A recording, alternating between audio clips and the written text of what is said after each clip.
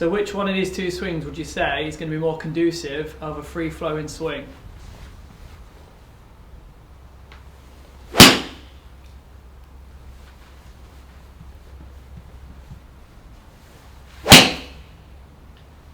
So you might have noticed the difference between the first two swings there. One golfer was a bit rigid and static, and it took a long time for him to actually initiate his golf swing. The second one was a bit more dynamic and moving around, ready to initiate and start the golf swing off. Much like other sports that we watch where the body's moving at speed and needs to be balanced, you can see, for example, like a tennis player, they're light on their feet and they're ready to move to return the serve. Much like a darts player, they're still moving before they throw the dart.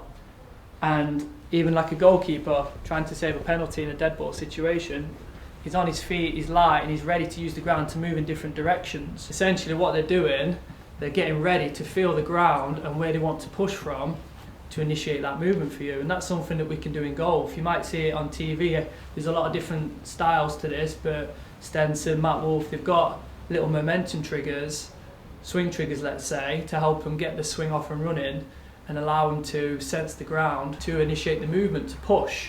So we're going to use the pressure plate just to kind of show you where we can push to actually move and allow us to move our body weight by using the pressure on the ground, and also not just moving body weight but able to rotate as well. So where we're pushing into the ground is really important because it pushes back. And when it pushes back in a certain direction, that is going to facilitate us to be able to one, move, but also rotate as well. If I wanted to throw a ball underarm, for example, I would naturally, quite intuitively, want to move forward, to move backwards.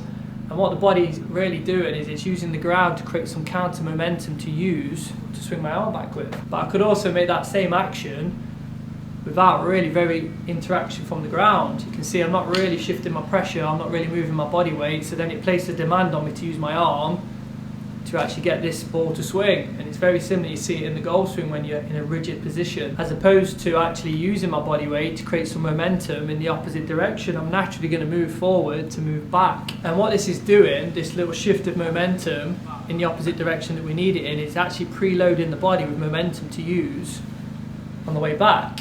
And also, as a benefit, you're actually sensing the ground where you want to push from to actually move. And if I want to move this way in life, I've got to actually push that way to do that.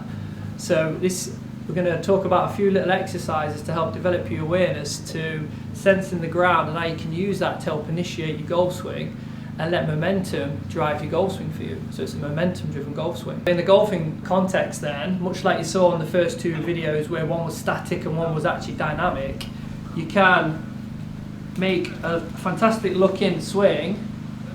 We get very little interaction from the ground, as you'll see. There's not really much going on from the ground, so therefore I can't really use it to create the force to move with, you see, as opposed to the second swing, where we're moving around, we're sensing the ground through the feet and the pushing, and you can see there's a lot more interaction going on the pressure plate. And now I've got some momentum to use to help you swing with.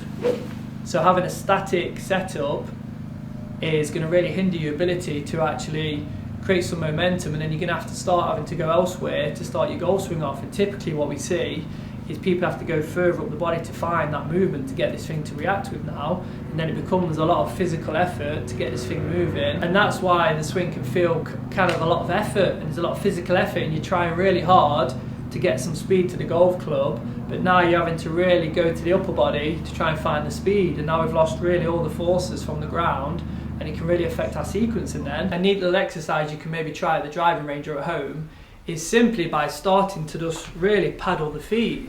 So you're pushing from side to side just to really feel that interaction from the ground, and you can take it a step further and start to push and move from one foot to the other foot. So you can really start to sense that pushing and that interaction from the ground, and how you can use that pushing to actually move your body weight from side to side. And when you've got a sense for that pushing, you can start to add some rotation in as well. So you start to push, and then you can start to push and twist across. And what you're essentially doing is feeling your body weight moving from one foot to the other foot, and you're sensing how to move that body weight through the pressure and the pushing. and more importantly the direction you have to push to move as well. And an important thing to consider here is we're dealing with the nervous system as well, and the golf swing is largely a single leg exercise, so we spend a lot of time with our body weight on one foot each time, and if the nervous system's not used to going there, it's not used to shifting its body weight across, that exercise is going to be really beneficial to just really let the nervous system know it's safe to go there from side to side. Then you can start to twist, so you can let your knee come across, and you're going to really sense that rotation from the hip and the pelvis as well, because we're going to need obviously the side to side and also the rotation with it. To take it to the next step, you can start to introduce the golf club, and what I'd encourage you to do is start to make some swings back and forth, just half swings, just letting the club swish freely, and start to move from one leg to the other leg. So you're starting to let your body weight explore different parts of your footprint, and you can start to use the momentum to swish the club back and forth from the pushing of the ground, and really become mindful of the timing of when you feel yourself wanting to shift back and shift through in relation to the swinging of the club. We want to be using that momentum really early on in the swing to allow the club to react to the momentum to swing it back. Much like we're throwing a ball, the body weight moves first and the arm will react. So have a few swings back and forth, just moving from one leg to the other leg,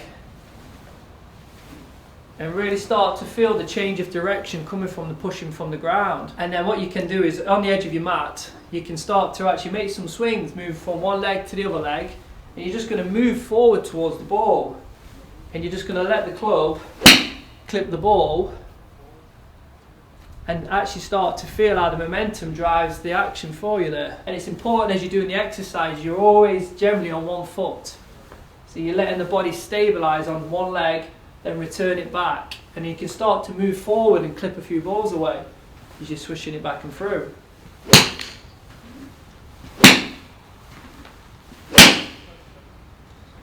What this is doing is you're moving and you're reacting to this momentum in the golf swing, and it's quite fun to do as well, and you really are getting a sense for the timing of the motion and using that to transfer that momentum through to allow the golf club to react. And when you actually want to play some shots, to help you feel the ground, it's worth paddling the feet just to sense where you're about to push from to move with.